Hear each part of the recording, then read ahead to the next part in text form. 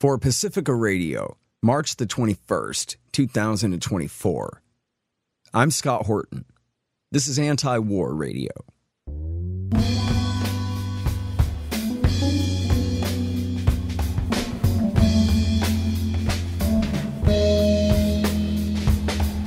All right, y'all, welcome to the show. It is Antiwar Radio. I'm your host, Scott Horton. I'm author of the book, Enough Already, Time to End the War on Terrorism, and I'm working on Provoked, how Washington started the new Cold War with Russia and the catastrophe in Ukraine. You can find my full interview archive, more than 6,000 of them now, going back to 2003, at scotthorton.org and at youtube.com/Scott Horton Show. And introducing today's first guest, it's the great Kyle Anzalone, news editor at The Institute and opinion editor at antiwar.com. Welcome back to the show, Kyle. How you doing?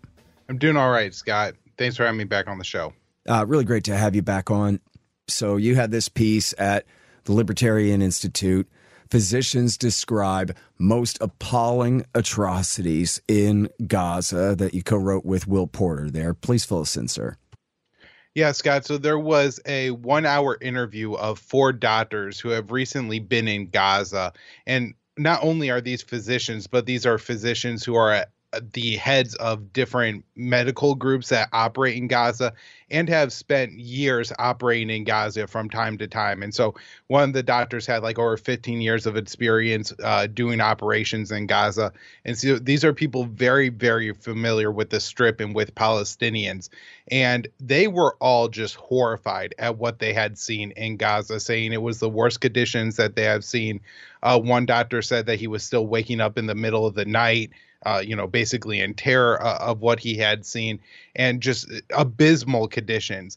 One doctor reported that I want to read his quote here because I thought it was really powerful. He said, "One child that I will never forget had burned so bad that you could see her facial bones. We knew there was no chance of her surviving, but that there was also no morphine to give her. So not only was she going to die, but she was going to die in agony. And what was even worse was that there was nowhere for her to go and die. So she was just left on the floor of the emergency department to die." And that's just one story. I've seen multiple stories like that.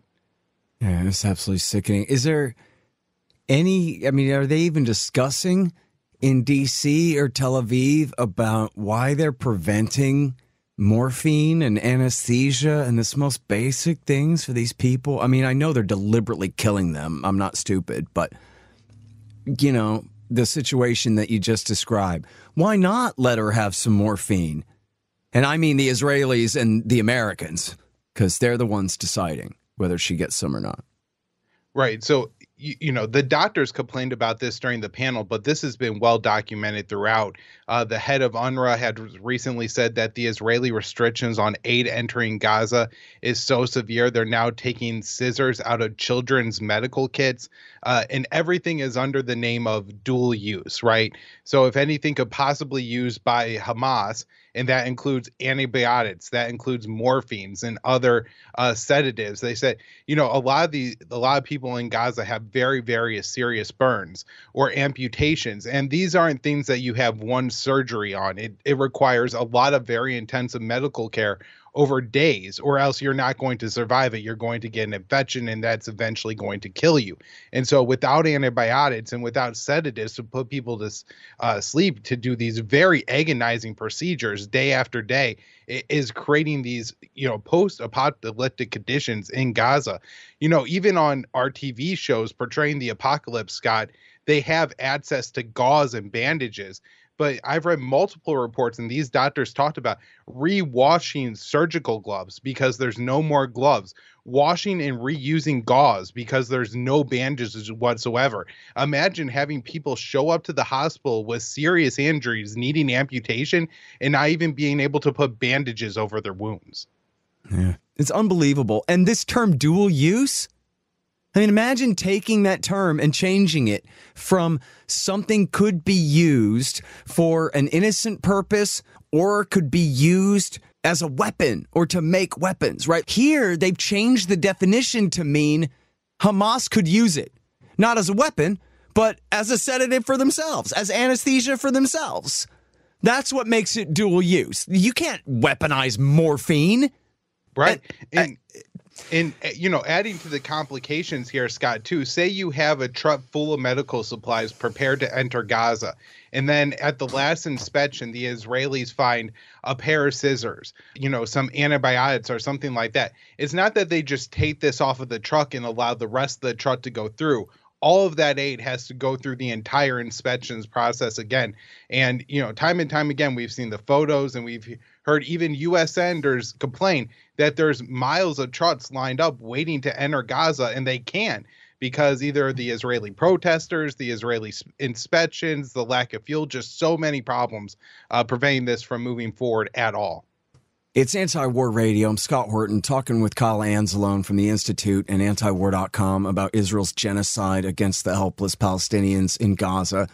And, Kyle, let me ask you something. If I told you that Israeli civilian protesters are blocking aid trucks and they're blocking them with a big fun camp out and bouncy houses and cotton candy and their own little carnival for their kids to prevent food and medicine from getting to the poor Palestinians, well, you would call me a damn liar because that's completely crazy. That can't be right?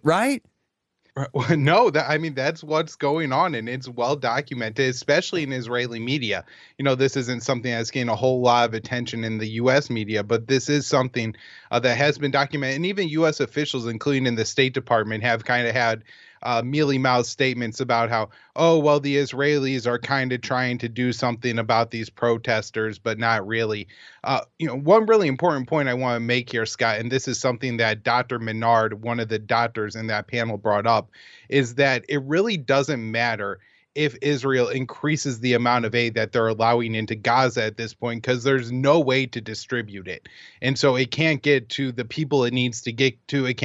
Medical supplies can't get to the hospital if the trucks can't drive there. And just this past week, we saw Israel target not only humanitarian aid workers, just civilians, but also police officers who were escorting the aid trucks in northern Gaza and just making it impossible to transit aid anywhere in the strip. And so even if the number, the big White House policy here is, we're trying to get more aid into Gaza.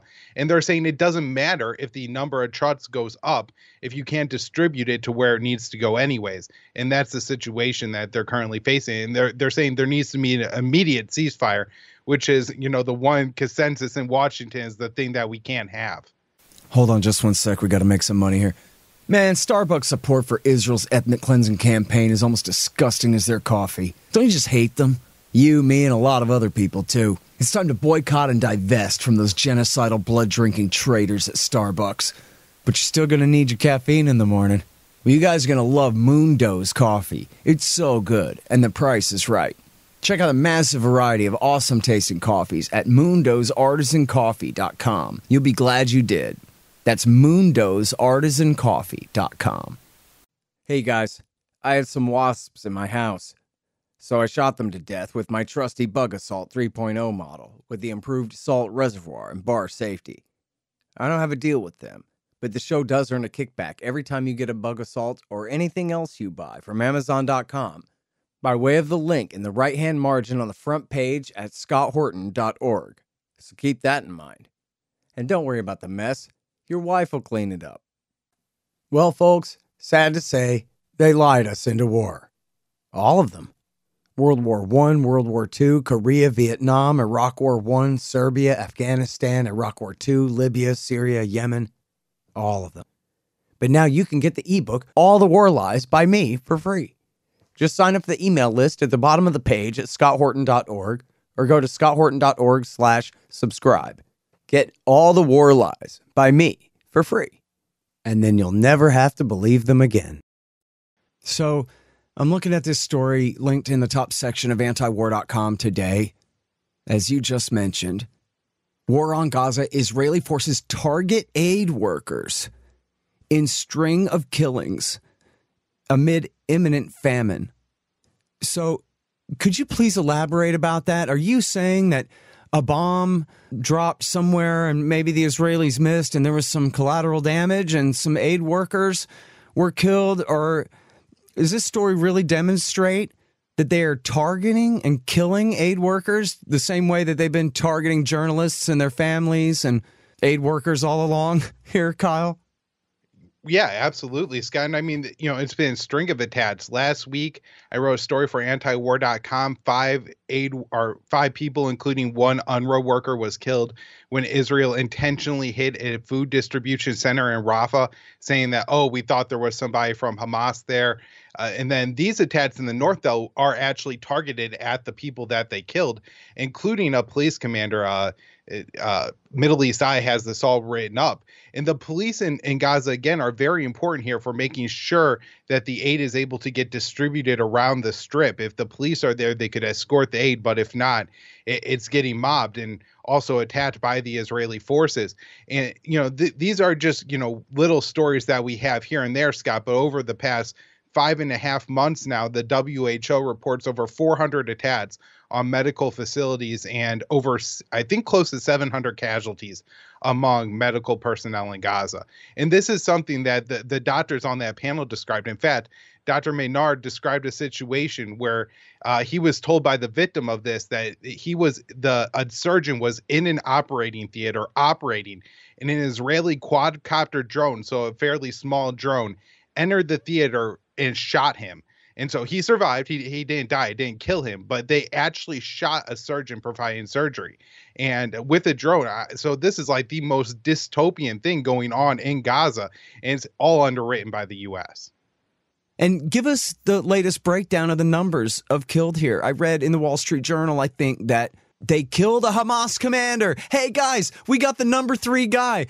This is the first time that they've bothered to claim that they even got a single important Hamas commander after 5 months of this genocide.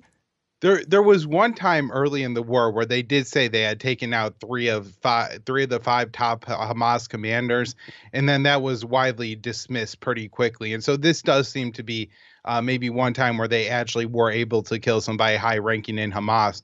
But in order to do that, they have slaughtered tens of thousands of people, Scott. And the official numbers from the Gaza Health Ministry is now about 32,000. UNICEF says 13,000 children have been killed, but these are undercounts. And so it's getting to the point where I'm almost hesitant to use those numbers because, it is important because they are official numbers and official death tolls. But, thousands of people are missing. And now we see Israel just bulldozing large swaths of the Gaza Strip with absolutely no care about if their bodies anywhere, people who will never be counted. And so it may be that we really don't understand the true devastation of this war for many, many years to come. And so that 32,000 number is there, but that number is far higher. I'm not sure how high, but thousands, if not tens of thousands. Yeah, the fact of just bulldozing all those bodies away like that, all those people buried alive. Right. Well, a couple things I want to add there, Scott. On the numbers, they cite 70,000 people wounded. And I had imagined that this had to be a massive undercount, seeing how there are people dying on the floors of hospitals. So my guess is if you have a concussion or, really anything short of maybe a broken lower limb, a serious laceration or something like that, you're probably not bothering going to the hospital or getting counted. And one of the doctors explained that about half of those wounds are moderate to severe, which means they're going to be a lifelong disability. So, that 70,000, that's a lot of very serious wounds. That's thousands and thousands, not tens of thousands of amputations or, serious burns, people having no skin over large parts of their body that the healthcare system is now trying to deal with. And we had the Israelis time and time again raiding these hospitals and shutting them down as the Palestinians are doing their best to care for the people there. One other thing I should bring up here, Sky, is that the doctors did bring up the resilience of the Palestinian people. And I have read that the people of Gaza in particular are not only trained to provide healthcare, but trained to train other people how to tend to people in emergency situations. And so they've been able to get a lot of volunteers into these medical facilities. And even after the Israelis come and raid everything and shut it down, they're able to get them back up and running to some extent and provide some limited amount of care to people just because of the resilience of the Palestinian system. It's Antiwar Radio. Thank you very much for your time. That's Kyle Anzalone. He's news editor at the Institute and opinion editor at antiwar.com. Appreciate you, man. Absolutely, Scott. Thanks for having me. All right. And listen, you guys, I am spending all week long, every week, writing a history book about the new Cold War with Russia here. But I want you to know you can rely on all of my guys at antiwar.com and at libertarianinstitute.org. That's Dave DeCamp, Jason Ditz, Kyle Anzalone, Will Porter, Connor Freeman, and the rest of the crew there taking care of all of Israel-Palestine and, of course, Eastern Europe and the Pacific and everything else for you there. And that's it for Anti-War Radio for today. I'm your host, Scott Horton. Find the full interview archive, more than 6,000 of them now, going back to 2003 at scotthorton.org. And I am here every Thursday from 2:30 to 3 on KPFK 90.7 FM in LA. See you next week.